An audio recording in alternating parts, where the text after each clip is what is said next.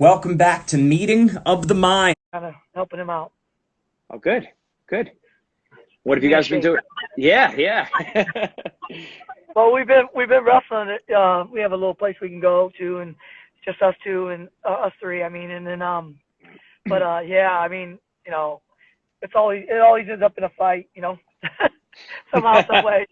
That's good. That's good. That's good.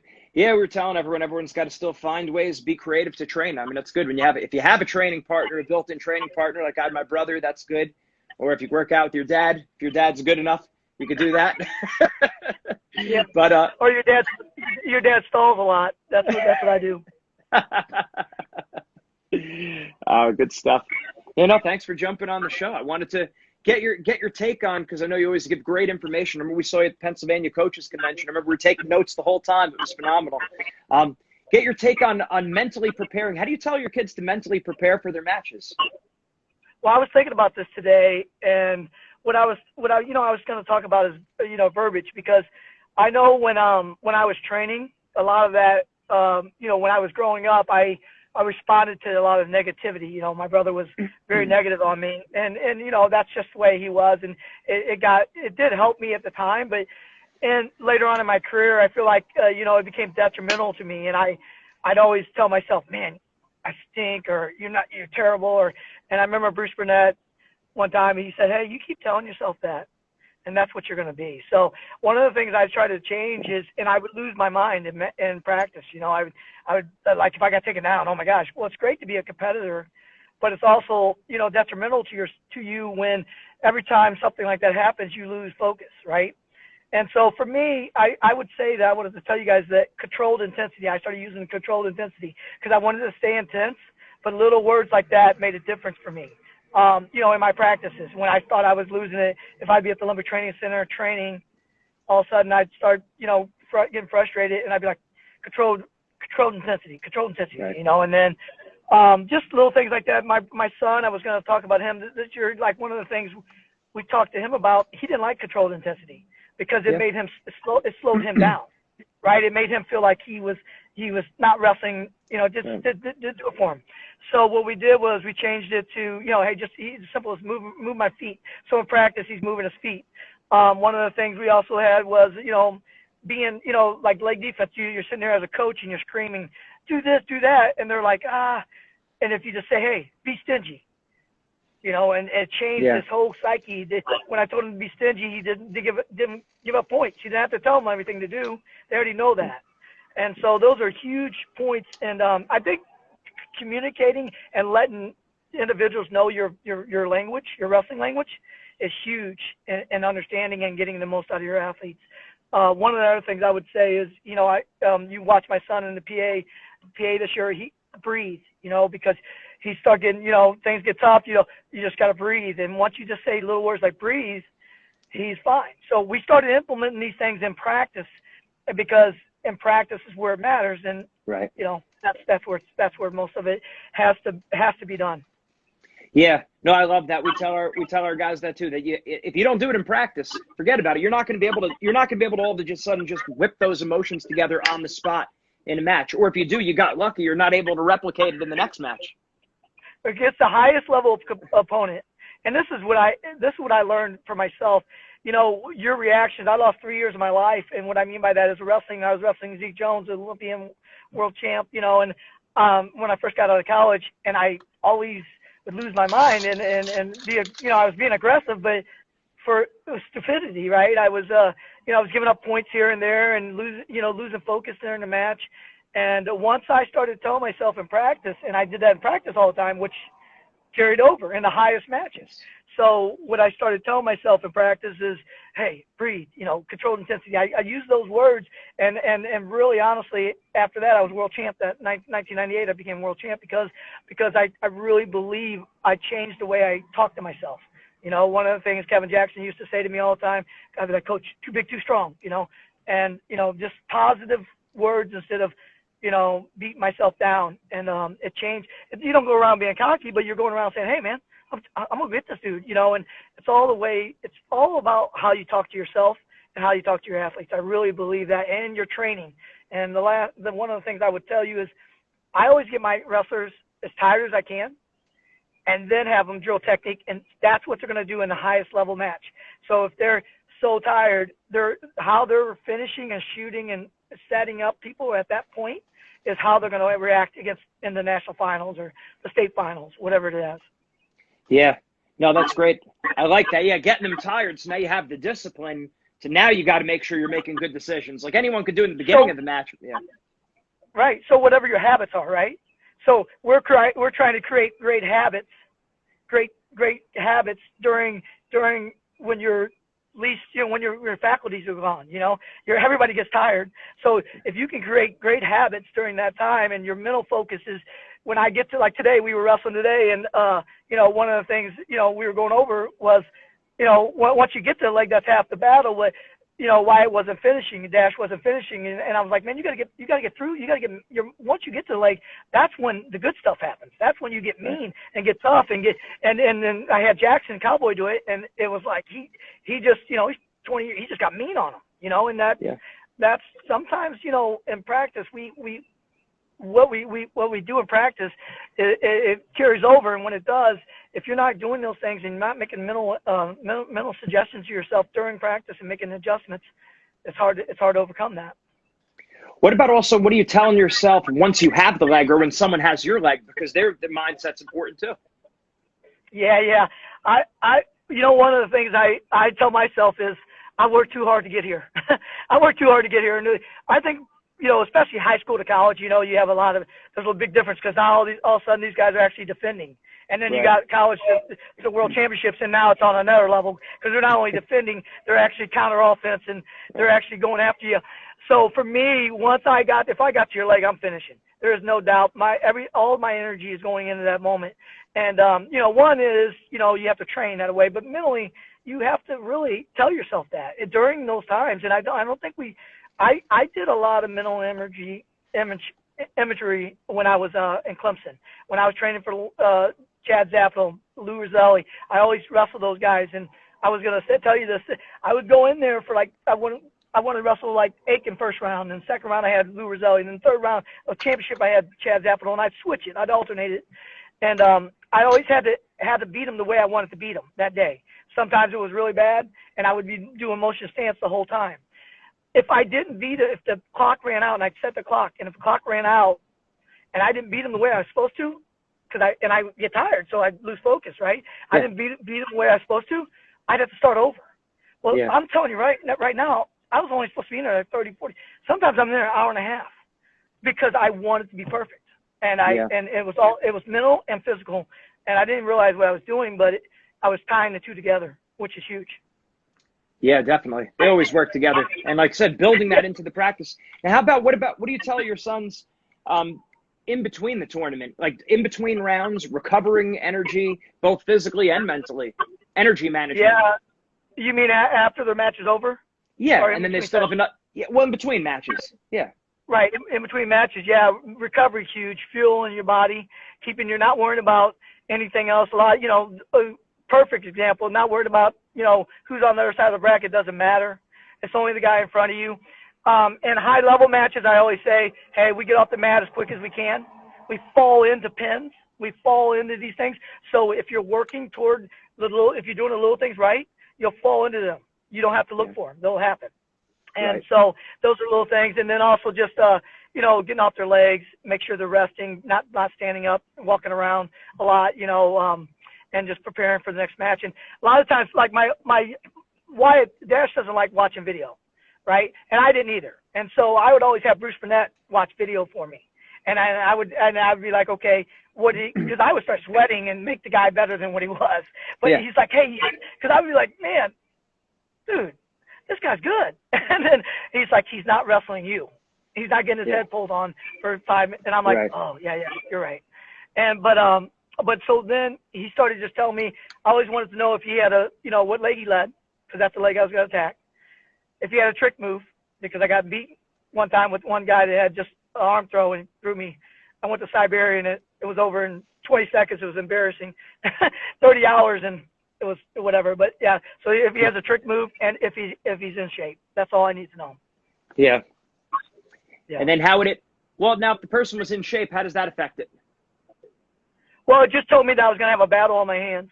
You know what I mean? And once I did get to the leg, or once it got past, especially when I went international, mainly that was, when that was happening. But once I got past the 3-minute mark, well, he's still going to be fighting, and that's not always the case against every foreigner you wrestle, right? Especially if you have a lead. Yeah, that's true. And now, what kind of big mistakes do you see? Like, what are some of the most common mental mistakes you see wrestlers make, whether it's in matches, in between rounds of a tournament, their approach towards wrestling? What would you say there? Well, I think, like, in matches, I see people just, because things aren't happening fast enough for them, they're not patient. They're not winning positions. They're wrestling technique. I always say paint by numbers. Wrestling's such an art, right? And it's such a mental game, and it's also such a feel, right? And you have to learn how to wrestle. You got to feel wrestling, right? And so my whole philosophy is position wrestling. Everything else comes from that. I don't look for technique. I put the wrestler in their position, and wherever I want them, and they're reacting. If they're constantly reacting from me, I'm gonna fall into whatever they give me. So most of the wrestlers' common mistakes are, I got a great single leg, well, this guy's been studying film, and so now we have to create a way to you have a great single leg, but you don't just shoot it because he's blocking you with his head. So now we have to figure out another way to get to that single leg, or if he's giving you a high C, take it, And then sometimes if he is giving you a high C, maybe it's too good to be true, and he's really good at sitting in the corner. So make sure that you feel a wrestler, and that right there is important. Feeling and understanding, and like I can look at kids and I know what they're good at and even if I haven't watched them, just because I wrestle so much, and I know their body types, and if they're really good, they have to be good in those areas, right? And so, Nick Simmons, you don't really want to go underneath on Nick Simmons. I mean, I would I would tell anybody that. It's just you look at his body, look at his frame. Yeah. And he's got a lot of leg there, so you don't really want to go high C on him. You want to go backside on him, snap him down, those type of things. So I think a lot of it is just the wrestlers and coaches. Sometimes we're not wrestling positions. We're not focusing on the little things and instead we're worried about the technique of it all. And technique's important, and where you put your hand and what you do. But the most important part is winning positions. If my level's better than yours, and I stay and I'm more focused and more conditioned to stay in my position, I'm going to beat you. All right, so it's staying in good position as well as winning those positions. So in practice, how do you work that more? So it's more finding like what are the most common positions kids will be in, or based on their technique? Yeah. Well, I always work front headlocks, right? Because how many times everybody's in a front headlock, whether you're shooting in or whether you're getting stepped down. Sometime in the match you're in a front headlock. And as coaches, I mean, I used to not do it either. You always do single legs, double legs. Everybody does the same thing. But how much do you work in front headlocks, right? I remember coming back from Penn State one time. We were coming back, and Troy Sutherland was the coach at the time. And he goes, what do you think we should work on? And we had wrestled Iowa. I go, well, I don't know, but I think we should work on front headlocks. Recovery from front headlocks. Because that's for 90% of the takedowns we got beat on. And so I think those are areas of concentration. I call them AOCs. And, I like doing situation wrestling, single legs, high Cs, doubles, getting in front headlock position, and wrestling in those positions, because you really see how, half the battle is getting there. So if you're wrestling and you do six or 10 sets of single legs right in a row, when me and Eric Guerrero, we wrestled a little bit, and we would go, I'd go 6 in a row singles, he'd go 6 in a row singles, 15, 20-second goes, boom, and then high C, and then front headlock, then double legs, even double legs, and then we would then we'd go, okay, down by 1, and we'd do 6 of them for each one of us, or up by 2, and just use that kind of game plan. So, really honestly, just in practice, I think the way you get it too is no soft hands. I always say no soft hands. Sometimes our hands are just laying there, and I never rest in other people's positions. Right. That's important. You can't rest in people's. If you're resting, you need to be outside in your thumbs, and after you're resting, but you cannot hang in people's positions. Right. Yeah, we got that heavy in college. We learned that, right? The big difference between high school and college is supposed to just kind of laying hands over the top of them. It's got to be active. Yeah, that's right. You got to be active, and you got to control the ties, right? You got to control the inside ties. Everybody knows that, but it's just I think once again, the biggest thing I see is when wrestlers just shoot to shoot, or they attack. When I say attack, it could be a shot. I always said it could be a shot. It could be a snap down. It could be an angle. but you're always attacking, staying on the offense one way or another, counter tap the guy. If as you're attacking, if you're like Wyatt, he shoots a lot, right? So people are going to get to his legs. I mean, because he's attacking, you know. Right. I love that, because then what you do is you work on being stingy, having the greatest defense in the world. So if somebody does get your legs, when I was 35 years old, I wrestled in the world championships, you know, and my number one takedown that year, I guarantee you, was a down block fly. Yeah. I mean, I put so much pressure on the guy, I hardly ever shot, and then they would shoot on me, and then I'd run around them. So, you know what I mean? It was pretty easy. Yeah. And you're right, guys just don't put as much time in on the front headlock position in practice. They just don't. Without a doubt. I mean, as a whole, think about it. Everyone's in there during some time in the match. Whether you're shooting in and you're stuck there and you got to peek out, or you got to sucker drag, and then also just scoring front headlock. If I get you in a front headlock, I need to score in that position. Yeah. So really creating that urgency. If a referee, I always say this too, if a referee let you start in on a single or let you start in a front headlock, wouldn't you be pretty excited? I mean, when you think about it like that, I would be like, yeah, this is awesome, right? So I don't know why we don't work there. So. No, that's right. And then underneath the front headlock, are you thinking more like offensive, like I'm going to score from here, like you said, sucker drag, different things, or is it just more get to your feet and come out of the position? Well, I've never see, and that's the thing. Yeah, no, exactly what you just said though. Like today, I was watching my kids. They defend. My thing is, I always either reestablish sucker drag, like you said, I'm staying offensive minded, or I am building my position, grabbing hands, circling out of it. But as I'm circling out of it, I'm going already back to another attack, so I don't fully come out. And I think sometimes as wrestlers, we fully come out of the position. Yeah. I always say it's called staying in the game, right? Michael Leitner used to be like, stay in the game, because he would fake so much. I mean, I told him, I go, you're faking so much, I'm just going to stand there. I got to wait till you stop faking. Because, I mean, I go, but you're not letting me wrestle. And I go, you got to stay in the game, don't pull yourself out. So those are little things that you tell yourself. I like that. That's important. And like you said, it's the words you use. It's important that you have those cues that bring you back. Now, you give these high-level examples. Okay, so maybe Kevin Jackson says to say this, or Bruce Burnett says to say that. So you might try that with the kid and say, hey, does this work for you, or do we need to use something else? That's right. So it's like the only thing that would be wrong is not having a plan. But as long as you have a plan, you're good. And that works for you, right? Yeah, and as a team, as a coach, you know, you have an overall verbiage. Like I always say, get your head on them. They know what that means. But everyone's different, right? Wyatt's different to me. Wyatt doesn't want to be told control intensity. He doesn't want to hear those words. That's not good for him. And and he told me that, and I loved it, because I'm like, okay, what works? Now you know. He goes, yeah. I go, what works for you? And he goes, tell me to move my feet. Boom, head and hands. I always say, move your feet, head and hands. You know. So, I mean, you have to have that communication dialogue too with your athletes, right? And them too, both ways. Yeah, no, I think that's big, and addressing it in practice as opposed to just the day of on a match. A lot of people just leave it to chance. Yeah, you can't. It's too late then, man. Especially if you're wrestling the best guys, and that's what we're talking about. We're trying to get these kids to, realize their dreams. You're wrestling someone who has a coach that cares just as much as your coach does, and you guys have put just as much vested interest in succeeding. So if everything's equal, the little things matter. If everything's equal, I always say, if everything's equal, your diet. Don't lose the match at the scale.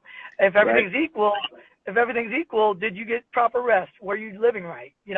My you've seen on my website, philosophy is consistency wins, and I've told you, I said that at PA that one time, is basically, hey, over time, if you do the right things and you're committed, not perfect, but committed, then you have that chance to overcome everyone. But if everything's equal, if me and whoever I'm wrestling is equal, then the little things are going to come into play, and that's how you live your life. Sure. How about right before going out there to wrestle? So not your warm up, but like the 10 minutes right before you step out there, in terms of getting yourself both mentally and physically ready. What do you usually recommend guys to do? Well, me, I was different. I wanted to be told I was the greatest in the world. And I mean, I wanted a hype man. I wanted Kevin Jackson to be too big, too strong. You're the baddest man on the planet. You trained too hard. You out-trained everyone. I need to hear those things. Yeah. My Dash does not want to hear any of that. He's more like Nick Marable was like, hey man, what do you think we're gonna go afterwards? I'm like, when he first did that, the first time I was coaching him, I'm like, hey dude, you're giving me a panic attack, dude. You know this guy. I go, you know this guy wants to kill you, right? And he goes, yeah, coach. And then we talked afterwards, and he's like, coach, I don't do well with that. I go, okay. So then we were overseas one time in Turkey, and I forget where we were at. I think it was Turkey, and Zeke Jones was on the trip, and he was the national coach, and we were there, and I'm like, hey Nick, you made weight. Let's just go home. We're done. We don't need it. We already made weight. That was half the battle. And Zeke was like, what? I go, hey man, trust me. This works for this kid. And he ended up winning the tournament. So, I mean, good things happen. You gotta be able to adjust. I mean, that's an extreme case. Yeah. Nick was an extreme. He was just really wanted to be happy, wanted to feel good before he went out there. I don't know how he did it, but he did, and he wrestled really well, like in those circumstances. So. Yeah. And do you think to physically get them ready, do you think it helps for them to be drilling with someone, like get some hands on you a little bit before you step out there? Because in practice, usually you're drilling before you go live, and then in matches, there's no drilling up until like an hour before, Always, especially when you've seen it in college and even high school, I'm sure. I haven't watched too many high school matches, but I would think that, you warm up right after you make weight, 15 minutes afterwards. Yeah. And then you got about an hour, depending on where you're at in the lineup, what weight they start at. You have to I always threw water on my face, go to the bathroom, smack myself around a little bit, and then, even do some push-ups and hand fight a little bit. And, that's about it, not too much, but just enough where you're alert. Yeah. Because you're just sitting around, and your body needs that. Yeah. I mean, that's what I was thinking because it's like, if you're always usually in practice, you drill before you go live. So you want to kind of mimic those conditions. A lot of guys you see, they don't touch another human being between their warm up and when they step out on the mat. And they wonder why they don't feel good until the second or third period. You weren't ready. Well, that's what happened like this year with my son. One of his matches, I'm not going to talk which one, but he said the guy wasn't warming up. And he right after he warmed up, he texted me and said, I got this dude. Because he goes, he's not warmed up. And see, for that, even if it mentally did something to my son, and made him, it was like, boom, I got this dude, and that, you don't want somebody saying that. You don't want somebody feeling that. So, I mean, I think it's just I wouldn't want that. Yeah. So, yeah. Yeah, winning the psychological battle. Not that that's the main reason why you do it, but that's an ancillary benefit, right? It is what it is, man. If a guy sees you out there working hard and he knows you're in shape and, it's in his mind, you put doubt in his mind. And that's part of it. I mean, part of this is doubt, right? Like self-doubt. And I think you've always seen my post. I'm a big believer in training, of course, but I'm a big believer in what you guys are doing and how you're helping athletes. I think it's amazing. I think that you're even having sports dietitian. I have one in West Virginia. It was amazing. Just making sure that people are doing, like I said, if everything's equal, how are we going to catch them? And if we're beyond, like as me as a coach, how am I going to catch Iowa or Penn State? I can't if I'm not doing the extra, because if they're out recruiting me, if I can't get this recruit or I get this, how are we going to catch them? Yeah. And so that's what you got to ask yourself as a coach. And, and actually tell your kid, I tell my wrestlers, I'm like, okay, we're here. You're ranked this. How are we going to catch them? Okay. Are we going to train this summer? What's your plan? And kind of put it on them and let them come up with a plan, and then you can adjust it and work with them. Yeah. Right. So at least that at the end of the day, when your career is over, the season's over, you did everything in your power. You crossed your T's, you dotted your I's. I left no stone unturned. I don't have any regrets. It's always worse to look back and say, man, I could have done that. That stinks. Yeah, we've all had those things, right? Sure. Yeah. Sure. Oh, awesome. No, great stuff. Thank you. I really appreciate